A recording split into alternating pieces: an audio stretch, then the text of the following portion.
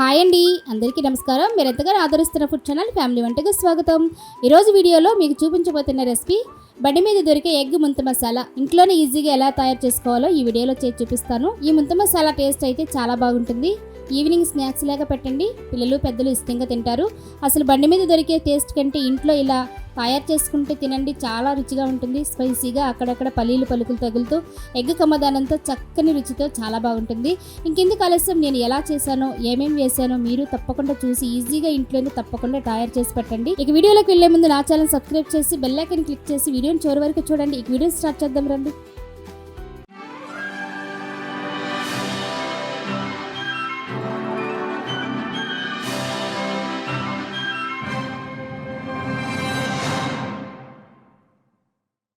ముందుగా కుక్కర్ తీసుకుని 2 గుడ్లు వేసుకుని కొద్దిగా వాటర్ వేసుకుని అందులోనికి గుడ్లు పగిలిపోకుండా కొంచెం ఉప్పు కూడా వేసుకుని మూత పెట్టి ఉడికించుకోవాలి. 2 విజిల్స్ వచ్చేంత వరకు ఉంచి ఉడికించుకోవాలి. కుక్కర్ అయితే 2 విజిల్స్ వచ్చిందండి. గుడ్లు చల్లారేలోపు స్టవ్ వెలిగించుకుని ప్యాన్ పెట్టుకుని అందులోనికి 1 కప్పు మరమరాలు వేయించుకోవాలి. నేను ఈ ముంత మసాలా అయితే 1 కప్పు మరమరాలతో చేసి చూపిస్తున్నాను. ఈ విధంగా మాడిపోకుండా అటు ఇటు కదుపుతూ దోరగా వేయించుకోవాలి కొద్ది నిమిషాల పాటు.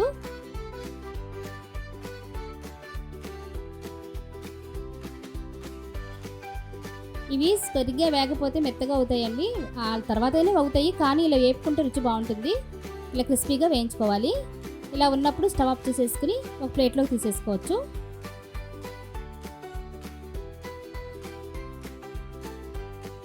ఈ మరమరాలు వేగినాయో లేదో తెలుసుకోవడానికి ఒక 2 పట్టుకుని ఇలా చిప్పినప్పుడు అవి పొడిలాగా అయితే బాగా వేగినట్టండి. ఆ విధంగా ఉంటే సరిపోతుంది.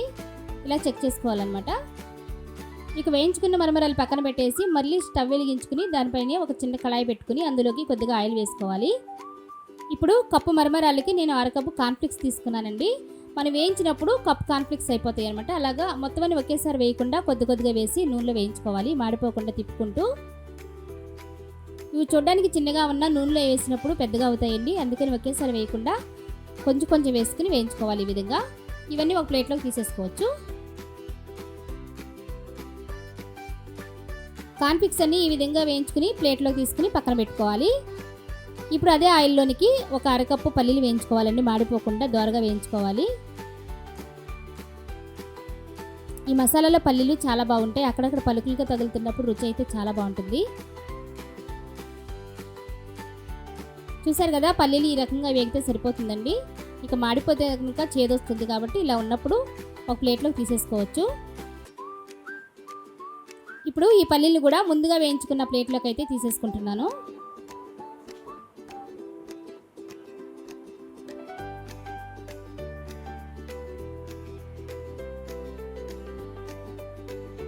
ఈ విధంగా వేయించుకున్న వాటిని పక్కన పెట్టేసుకుందాం. గుడ్లు అయితే చల్లారిపోయినాయండి. దాని మీద తొక్క తీసేసుకుని ఇలా క్యారెట్ తురుముకునేది ఒకటి తీసుకుని ఇలా క్యారెట్ తురుములాగా తురుముకోవాలి. బండి మీద అయితే వేరేది యూజ్ చేస్తారండి, మన దగ్గర దొరకదు కాబట్టి ఇలా క్యారెట్ తురుముకునే దాంతో తురుముకుంటే సరిపోతుంది. ఎలా అయినా టేస్ట్ ఒకటేలాగా ఉంటుంది కాబట్టి ఇది తీసుకుంటే సరిపోతుంది. కానీ ముంత మసాలాలోకి ఎగ్ వేస్తేనే చాలా బాగుంటుంది. పిల్లలు అయితే చాలా ఇష్టంగా తింటారు. ఇక మనం బయటకు వెళ్ళి కొనే పని లేకుండా ఇప్పుడు ఈజీగా ఇంట్లోనే తయారు చేసుకోవచ్చు. మీరు తప్పకుండా ట్రై చేయండి. ఈ విధంగా 2 గుడ్లు కూడా తురుముకుని పెట్టేసుకోవాలండి. మనం ముంత మసాలాకు ఒక్కొక్కటిగా ప్రిపేర్ చేసుకుంటున్నాము.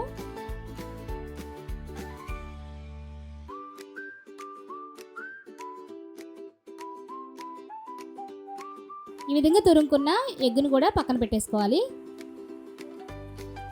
ఈ ముంత మసాలాకి ఉల్లిపాయ మెయిన్ అండి. ఉల్లిపాయలు కొంచెం ఎక్కువ కావాలి కాబట్టి 2 ఉల్లిపాయలు తీసుకున్నాను. ఈ విధంగా సన్నగా ముక్కలుగా కట్ చేసుకోవాలి.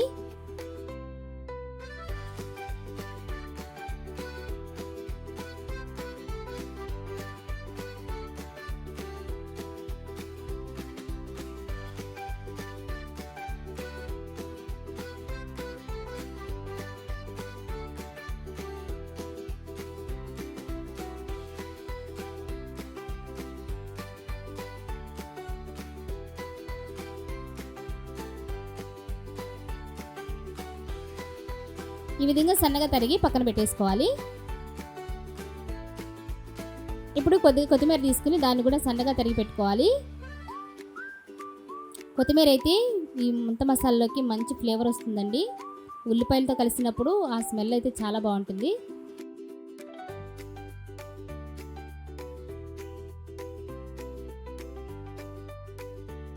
ఇప్పుడు కట్ చేసుకున్న కొత్తిమీరని కూడా పక్కన పెట్టేసుకోవాలి. ఇప్పుడు 2 పచ్చిమిర్చి తీసుకుని సన్నగా ముక్కలుగా కట్ చేసుకోవాలి. మీరైతే కొంచెం ఎక్కువ తినే వాళ్ళైతే కారం ఒకటైనా ఎక్కువ వేసుకోవచ్చు, లేదా చిన్నపిల్లలు తినేటప్పుడు అయితే కొంచెం ఒకటి తగ్గించి వేసుకున్నా బాగుంటుంది.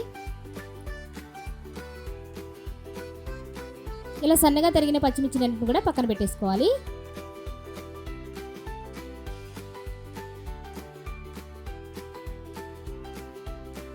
ఇప్పుడు నేను ఒక టమాటా తీసుకుని దాన్ని కూడా సన్నగా ముక్కలు కట్ చేసి పెట్టుకుంటున్నాను. మీకు టమాటా ఇష్టమైన వాళ్ళు ఇంకొక టమాటా అయినా వేసుకోవచ్చు. నేనైతే ఒకటే వేస్తున్నానండి. మీరు తినగలిగిన వారు ఉంటే ఇంకోటైనా వేసుకోవచ్చు. ఇలా సన్నగా ముక్కలు కట్ చేసుకోవాలి. పెద్ద పీసెస్ అయితే బాగోవు, చిన్నగా ఉంటేనే బాగుంటాయి.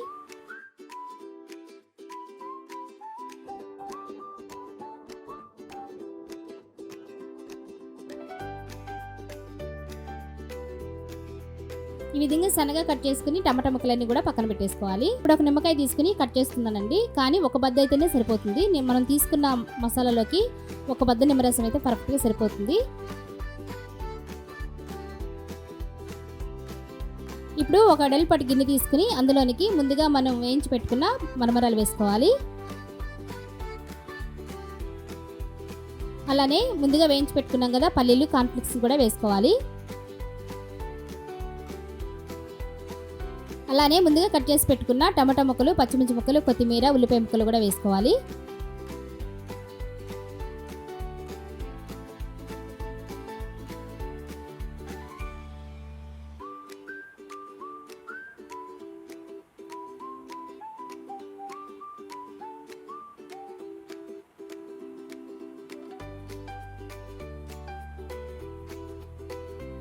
ఇప్పుడు ఇందులోనికి పుట్నాల పప్పు కూడా వేసుకోవాలండి.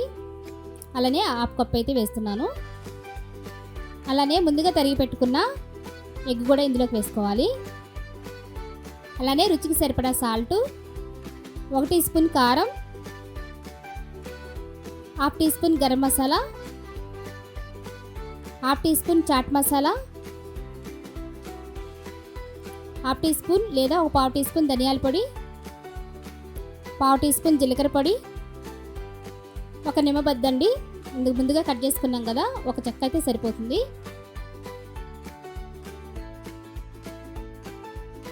కొద్దిగా నిమ్మరసం వేసుకున్నాం కదా.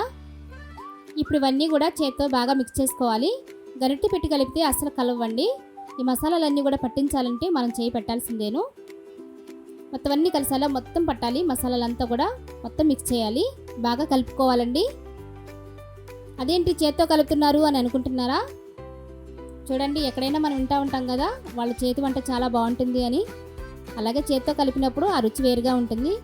ఒకసారి చేత్తో కలపాల్సిన అవసరం వచ్చినప్పుడు ఖచ్చితంగా కలుపుకోవాలండి.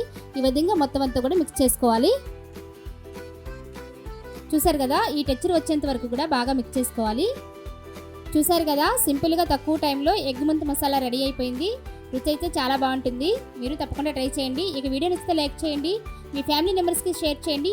మీకు ఈ రెసిపీ ఎలా నచ్చిందో కామెంట్లో చెప్పండి. ఇంకా మరిన్ని టేస్టీ రెసిపీస్ కోసం మా ఛానల్ సబ్స్క్రైబ్ చేసి నన్ను సపోర్ట్ చేయండి. మరి ఇంకో సూపర్ టేస్టీ రెసిపీతో మళ్ళీ కలుద్దాం. Thank you for watching.